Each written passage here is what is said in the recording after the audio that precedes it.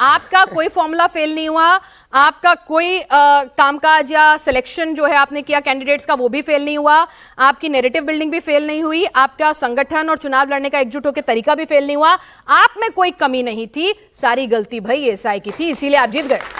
फिनाज जी, आपके सामने युवा है, मेरे साथ युवा बोलेंगे भारत माता की जय। भारत माता की जय का भाव लोकतंत्र की जननी और राष्ट्रवाद की जननी बिहार में है, और जिन्होंने छठी मैया का अपमान किया, जिन्होंने राम मंदिर का अपमान किया, जिन्होंने ऑपरेशन सिंदूर का अपमान किया, उस विपक्ष को बिहार की जनता ने हराया है।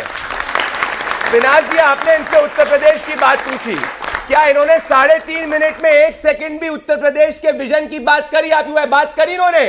एक भी बार नहीं बात करी, क्योंकि इनके पास विजन किसी स्टेट के नहीं है। हमारे पास हर विजन हर स्टेट की है, इसीलिए हमको जनता जिताती है। हम विकास की बात करते हैं, ये विनाश की बात करते हैं। हम युवाओं के विकास की बात करते हैं, ये जंगल राज की बात करते हैं। हम महिलाओं के उद्यान की बात करते हैं, ये महिलाओं को 5 बजे के बाद घर से बाहर निकलने की बात करते हैं। इसीलिए बिहार हो गया, उत्तर प्रदेश हो गया, या कोई भी राज्य हो गया, प्रधानमंत्री नरेंद्र मोदी जी, पिनाज जी अपनी डेटा टीम को उठा के देखिए, ग्लोबली पूरा एंटी इनकम्बेंसी का दौर है। प्रधानमंत्री नरेंद्र मोदी जी इकलौते ऐसे नेता हैं जो जितना ज्यादा गवर्न करते हैं उतनी ज्यादा उनको जनता चाहती है, क्योंकि उनका विकास दिखता है। अब इनके मैं फैक्ट को काउंटर सर, एक सेकंड, क्योंकि हम आज बिहार पे हमने कल पूरा दिन चर्चा की थी, हम जरा आगे निकलते हैं।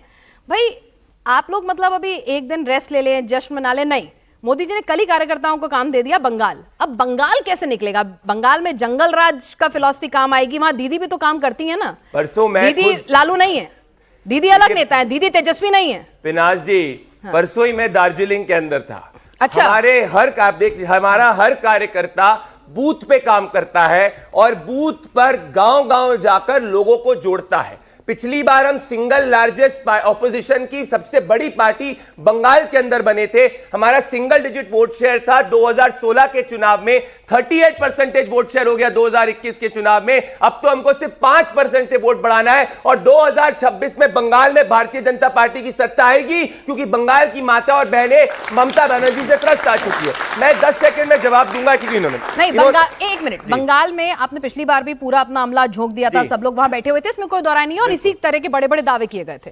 लेकिन यह बात तो आप मानेंगे कि जिस तरह की राजनीति ममता बनर्जी करती हैं, लालू परिवार पे जिस तरह से भ्रष्टाचार के आरोप है, वो वहां उस तरह से इक्वलाइज नहीं किए जा सकते। उनकी एक इमेज है, महिला बहनों के बीच में भी है, पिछली बार उन्होंने ही वोट दिया था।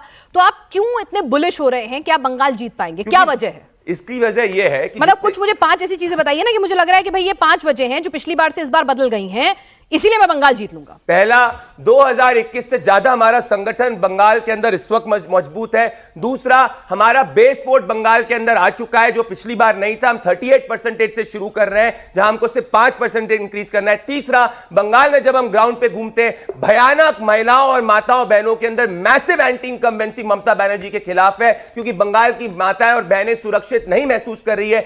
चौथा, बंगाल के भद्रलोक और तमाम समाज के अंदर यह मैसेज जा रहा है कि बंगाल जो आजादी के बाद में हिंदुस्तान का ग्रोथ इंजन था, 30% इंडस्ट्रियल आउटपुट पे कंट्रीब्यूट करता था, भारत की जीडीपी में महाराष्ट्र से ज्यादा कंट्रीब्यूट करता था, आज ममता बनर्जी और कम्युनिस्टों ने उसको पीछे लाके छोड़ दिया है। वापस से बंगाल को देश का नंबर 1 राज्य बनाना, यह जनभावना है, और वो जानते हैं कि प्रधानमंत्री नरेंद्र मोदी जी ही इसको पूरा कर सकते हैं। और बड़ी बात, पहले उन्होंने भारी का नैरेटिव चलाया था, अब बंगाल का जनमानस जान रहा है कि भारतीय जनता पार्टी बंगाली पार्टी है। बंगाल से ही जन्म इस नेशनल पार्टी का हुआ है। श्यामा प्रसाद मुखर्जी बंगाल से ही थे, तो इनके जितने पिछले नैरेटिव थे वो नहीं चलने वाले। हम विकास पे जाएंगे। मैं 5 सेकंड इनकी जवाब दूंगा। इन्होंने आपसे कहा कि भाई एक पूरा रिगिंग हो जाती है, चीज हो जाती है। मैं एक सीट की एग्जांपल देता हूं, और मेरे मित्र सत्यप्रकाश जी यहाँ पे भी हैं, वो भी इसको करेंगे। यहां पे एक सीट आती है रामगढ़, बिहार के अंदर। वो सीट इकलौती ऐसी सीट है जिसपे बीएसपी जीती थी। नंबर 2 पे हम आए थे और सिर्फ 30 वोट से हम पीछे थे। क्या हमने बोला कि कोई चोरी हो गई? अरे कहते चुनाव चोरी हो गया, 30 वोट से हम एक सीट को हारे, वहां कुछ नहीं हो सका। ये बड़ी बड़ी बातें कर रहे हैं। दरअसल इनकी दिक्कत ये है कि इनको सबको ये बोलना इसीलिए पिनाश जी, क्योंकि इनको अपने परिवार को प्रोटेक्ट करना है। वहां उनको लालू परिवार को प्रोटेक्ट करना है, यहां इनको अखिलेश परिवार को प्रोटेक्ट करना है, वहां राहुल परिवार को प्रोटेक्ट करना है। इनको जनता की नहीं पड़ी, ना इनके कार्यकर्ताओं की पड़ी है, इसीलिए इनकी दिक्कत है। ठीक है, चलिए जरा शोएब जमाई साहब, पहले तो आपको बहुत बहुत बधाई।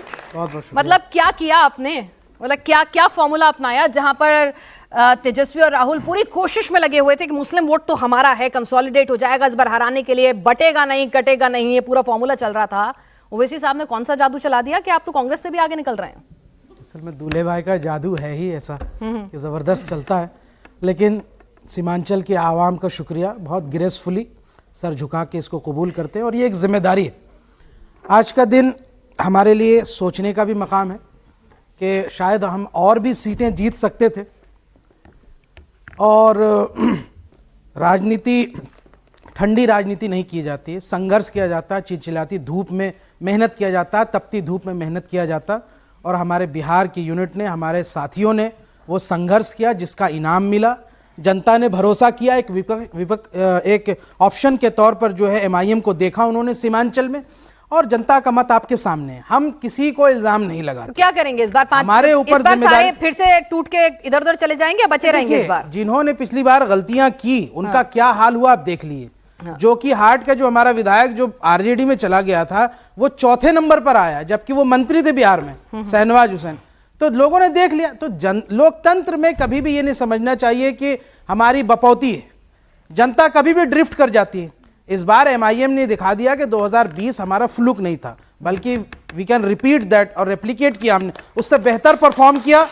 कांग्रेस से ज्यादा बड़ा स्ट्राइक रेट है। कांग्रेस 66 सीटों पे लड़ी, 5-6 सीट लेके आई।